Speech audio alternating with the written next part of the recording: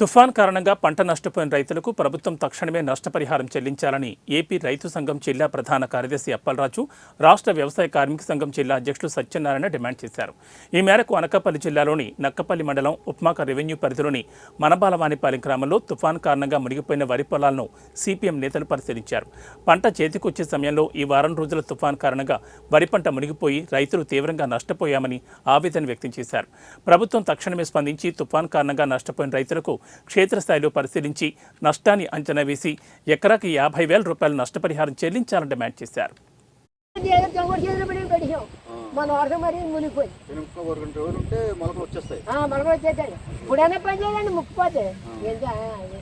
అదే ప్రభుత్వం అంటే రంగు మారిందని అదని ఇదని ఏమి కండిషన్లు అయితే పెట్టకుండా అంటే కొనాలా కూడా ఈ పెట్టుబడి సాయం 20,000 రూపాయలు ఇస్తున్నారు కదా, అది ఇవ్వాలి. మేము ఏమంటున్నాం అంటే ఎకరానికి రైతుకి ఒక 50,000 రూపాయలు పరిహారం చెల్లించాలని ఈ రకంగా నష్టపోయినట్టు. అంటే వారిగాలం కష్టపడ్డారు, సుమారు 50-60,000 రూపాయలు పెట్టుబడి పెట్టారు, అప్పు చేసి పంట చేతికొచ్చే టైంకి ఈ రకంగా జరిగిందంటే రైతు తీవ్రంగా నష్టపోయినట్టు కదా. కాబట్టి ఏంటంటే మన రైతు సంఘంగా సత్యనారాయణ గారు ప్రభుత్వాన్ని మనం కోరేది ఏంటంటే ప్రతి ఎకరానికి ఈ రకంగా నష్టపోయిన రైతుకి 50,000 రూపాయలు పరిహారం చెల్లించాలి.